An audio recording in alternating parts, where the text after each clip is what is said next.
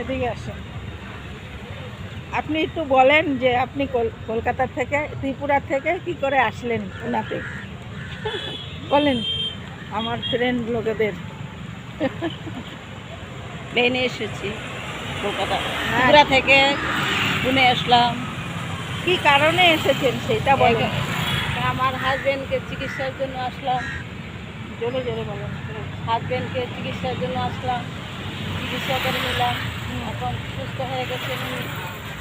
এখন মস্তি করছি, আনন্দ করছি।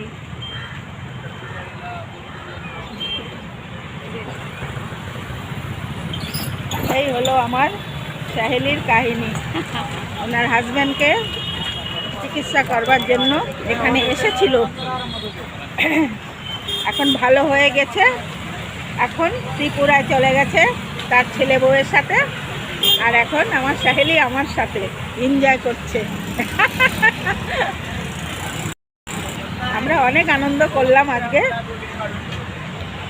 মন্দিরে গেলাম, সবজি মার্কেটে গেলাম, কিন্তু সবজি আমরা নিইনি।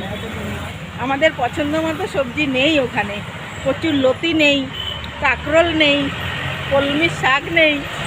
মহারাষ্ট্রের খাওয়াই অন্যরকম।